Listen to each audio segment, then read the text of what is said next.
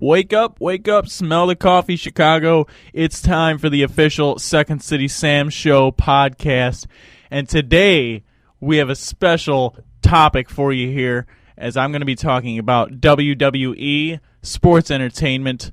I'm actually going to be covering a little bit of the upcoming pay-per-view, FastLane, which is this Sunday at 7 p.m. on the WWE Network, which is free right now. Don't want to plug them, but you know, for all you WWE fans who love the sport and don't feel like paying money for it, the month of February is free to new subscribers. So let's get underway here, as I want to review some of the matches that are going to take place at FastLane. First, I want to talk about a match that's not getting enough recognition as of right now. It's John Cena against Rusev for the United States Championship. And really, these two guys are, well, first of all, they're both powerhouses, and obviously John Cena's been around for a very long time. He knows what he's doing. Rusev, a newer superstar, but definitely on the uprise in the WWE, probably will get a strong push after the matches with John Cena. So, what can we expect out of the John Cena versus Rusev match at FastLane? Honestly, I feel like it's going to be a great match. I feel like it's going to be an underrated match, honestly. These two guys are very strong, obviously well-respected in the industry, specifically John Cena. But Rusev is going to gain that respect. But honestly, with the whole Rusev being undefeated thing, I feel like John Cena might put an end to that. Now, will it be a FastLane or not? I don't know. I'll get into that a little later on during my predictions segment, where I will predict the winners of each and every match that will happen at WWE FastLane. So right now I want to move on to the Triple H and Sting thing that's going on, a confrontation at FastLane, which is probably going to lead to a match at WrestleMania 31, but nothing's set in stone as of now. Now, Triple H recently, called out Sting. He wanted to meet with him at FastLane. Sting never gave him an answer. But a couple weeks ago on Raw, Sting gave his answer, which means there will be a confrontation between Triple H and Sting at WWE FastLane, which will be awesome. What can we expect from that? I don't know. I think it's going to be more of a mind games type thing. Triple H, not really into the mind game state, but Sting is. So I'm sure you're going to see a few of those at FastLane. Should be interesting. There's a lot of different things that WWE can do with this whole thing. They could make Sting, that type of scary type mystical creature that everybody thinks he is against Triple H, or they can make him come out as an actual man and talk to Triple H. I don't know. I don't know what to expect. Should be fun to watch, though. Let's go a little bit to the middle card here.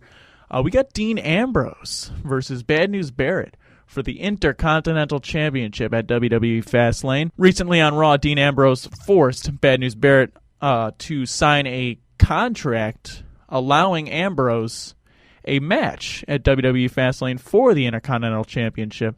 It was a pretty cool concept. It kind of came on really fast. I wasn't sure why they did that so fast, but it should be a good match. Dean Ambrose is going to try to rejuvenate the Intercontinental Championship. It doesn't mean much anymore to have it. So that's what I think Dean Ambrose will do. Let's move on here to Bray Wyatt. Recently there's been some undecidedness of whether or not Bray Wyatt will be facing The Undertaker. Recently Bray Wyatt's been doing some promos, kind of leaning towards The Undertaker. I don't know. Let's take a listen and maybe you can get an idea of what Bray Wyatt is talking about. Here we go. What happened to you was such a tragedy. What happened to you still stirs a rage deep down inside of me. It makes me want to do horrible things. And now look at you. You're an empty shell. And any fear that I once had of you has turned into nothing more than putrid, hateful pity. It's coming.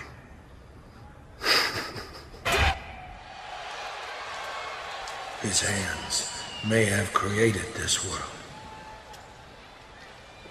but mine will destroy it. Limbo is no place for a soul like yours. I'm waiting for you.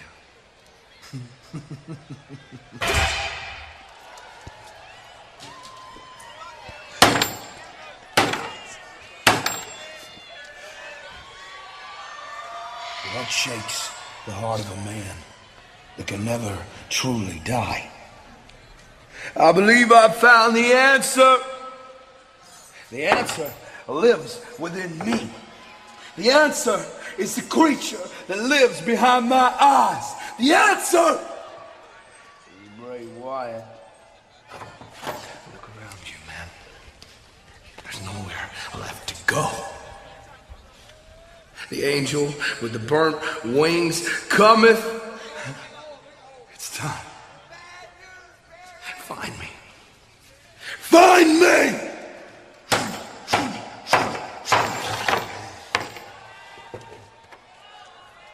Or I'll find you. All right, there was Bray Wyatt's promos. Were they to The Undertaker? I don't know. You decide. I feel like they were. You heard him in the last one. He was actually banging a nail. It looked like to me that he was banging a nail into the coffin, maybe representing that The Undertaker is over. He's dead. I don't know. I think it would be a pretty cool match. Some people are worried that The Undertaker's not able to compete at a high level anymore. They could be right. I don't know. It's just going to be cool to see The Undertaker again if he does in fact wrestle. There you have Bray Wyatt versus The Undertaker. WrestleMania 31. Will it happen? I hope so, to be honest with you. Moving on here, the Usos versus Tyson Kidd and Cesaro for the Tag Team Championships at FastLane. Little bit of the undercard there. I feel like the Usos are going to pull that one out.